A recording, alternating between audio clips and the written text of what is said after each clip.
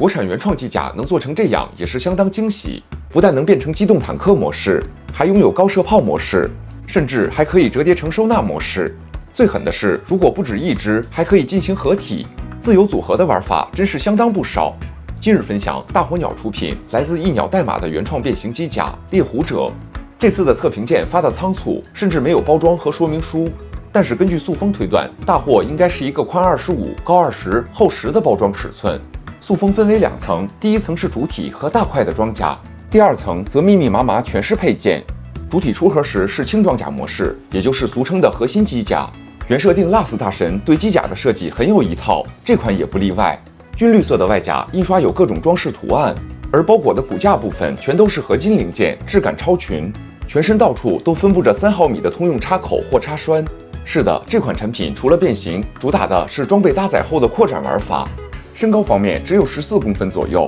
但是这么小的体型就已经接近200克。合金骨架带来的是实打实的手感沉重，而整体可动方面也有着不错的表现。头部转动由于造型特殊会受到干涉，只有45度左右，但是低头和抬头的幅度相当不错。手臂平举会带动肩部的金属零件接近90度，转动和上举当然毫无问题。上臂根部也有平转关节，只是不能一周。手臂弯曲是标准90度，手腕是球形关节，除了转动还能小幅度多方向摆动。腰部的平转完全没问题。难得的是还有不小的前俯身关节，而由于体型特殊，腿部的前后踢都能超过90度。侧皮成绩也是标准的1字马，大腿根部可以向外平转90度，膝部是双关节，弯曲是标准的180度。脚腕可动，需要先将小腿甲前翻，避让开空间。避让之后，脚腕的转动没问题。脚腕接地虽然不多，但也有独立关节。脚跟是折叠零件，可以前后翻动。脚尖部分也有相当不小的上翻。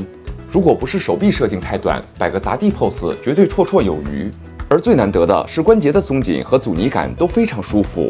而再往下聊，就必须要聊到配件部分。这期件是外装甲部分，这4个是多功能机械臂，还有5个3毫米的双头转换插栓。机械臂是最关键的连接件，不但2头都能180度弯折，中段还能平转。而3毫米插栓可以通用插接在很多位置作为连接桥。首先是一对肩甲。肩甲部分只需要区分左右插接在肩部的插孔，装甲护盾上的图案也非常拉风。大块装甲需要先和机械臂连接，再插接后腰的位置，再调整机械臂盖在背部。这一对是电子迷彩发生器，2个迷彩发生器插接膝部的插栓，而且发生器有双关节，膝部弯曲的时候也可以随之调整角度。还有一对额外装甲，这2片也需要先和机械臂连接，再折叠机械臂安插在腿部两侧或者肩部两侧。现在的造型才是猎狐者的重装甲模式。这还不算完，装上武器之后，造型还可以进一步拉风。而武器类配件也是相当不少，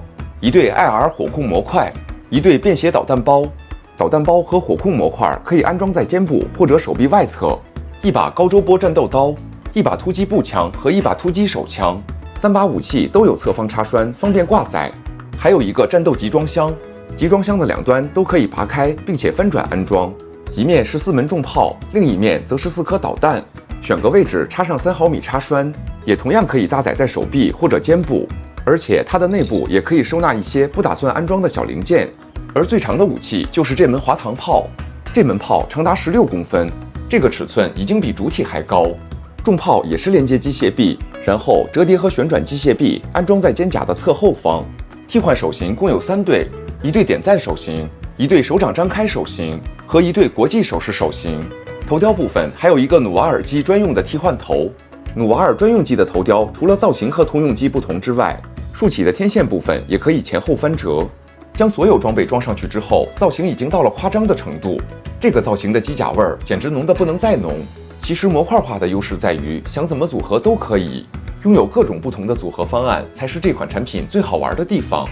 变形方面其实不拆掉装甲也可以完成，只是会有些不顺手，所以还是回到轻装甲模式再变会比较方便。首先把双臂打直后翻90度，再将手臂微微外翻腾出空间，翻动胸部前方零件整体竖起，再松开整个胸部向上翻起，将后方零件后翻打平，再将胸部零件同样后翻打平，胸部前端向内翻回原位，确保根部的钩挂卡住，头部的天线向后翻折打平，再将腰部折叠关节上翻竖起，将小腿的外甲从后方沿双关节上搓，直到对齐并盖住大腿，将脚腕部分旋转180度，脚跟的履带上翻盖平，脚尖部分则向上翻折到底，再将脚跟沿双关节上搓盖平，再将小腿部分后翻收纳进装甲内部，再将双腿整体向上旋转竖起，大腿内侧对齐并插接2处插栓，两条手臂内翻插接内侧插栓，将肩胛后方零件上翻到顶，对齐插栓插接两侧，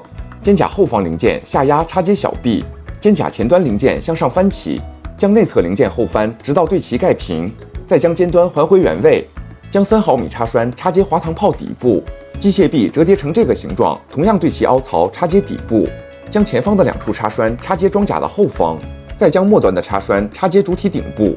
2个迷彩发生器和人形态的插接位置完全一样，另外2块装甲也通过机械臂插接在侧后方。如果你看不习惯这里的手部外露，直接拔掉就好。至此，机动坦克模式变形完成。而这个科幻的造型也是非常带感，而把装备全都搭载上去的坦克，火力也是相当惊人。